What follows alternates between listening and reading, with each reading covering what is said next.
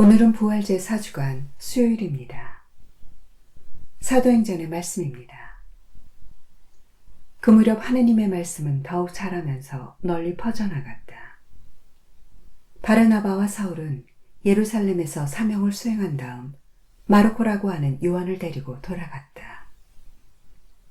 안티오키아 교회에는 예언자들과 교사들이 있었는데 그들은 바르나바, 니게르라고 하는 시메온, 키레네 사람 루키오스, 헤로데 영주의 어린 시절 친구 마나엔, 그리고 사울이었다.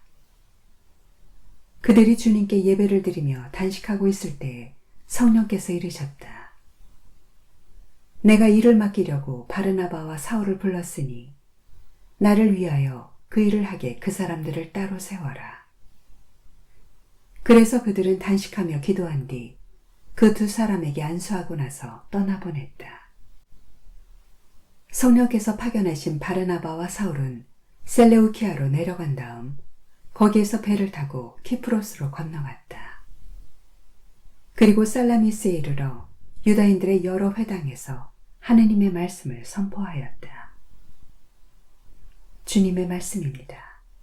하느님 감사합니다.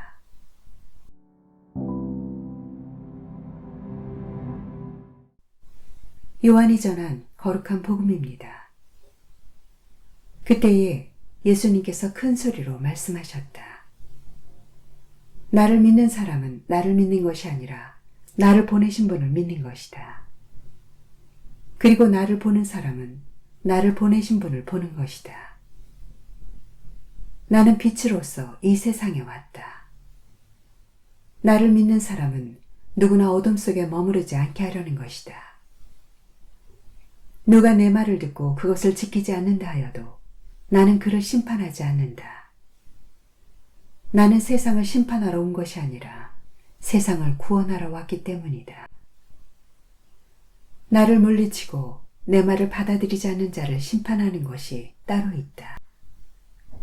내가 한 바로 그 말이 마지막 날에 그를 심판할 것이다. 내가 스스로 말하지 않고 나를 보내신 아버지께서 무엇을 말하고 무엇을 이야기할 것인지 친히 나에게 명령하셨기 때문이다.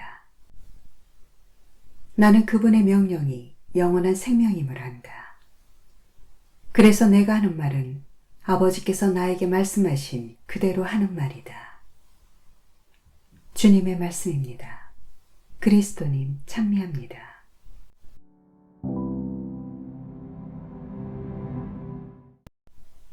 어제 복음에 이어 오늘 본문도 나라는 말이 절마다 등장할 정도로 예수님께서 누구이신지를 직접적으로 알려줍니다.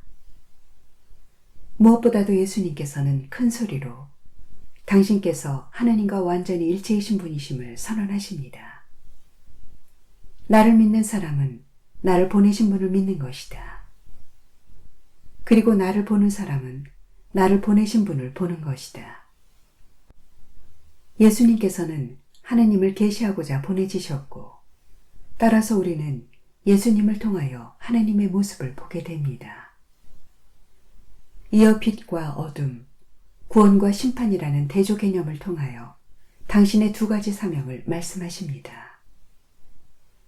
나는 빛으로서 이 세상에 왔다. 누구나 어둠 속에 머무르지 않게 하려는 것이다. 나는 세상을 심판하러 온 것이 아니라 세상을 구원하러 왔다.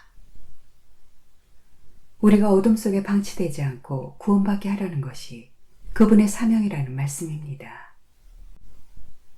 그리 예수님께서는 다시 일체라는 주제로 돌아가십니다. 내가 하는 말은 아버지께서 나에게 말씀하신 그대로 하는 말이다. 당신의 말씀이 곧 하느님의 말씀이기에 언제나 진리이고 생명일 수밖에 없는 것입니다. 독서는 이 말씀이 얼마나 살아있고 역동적 생명력을 가졌는지를 증언합니다.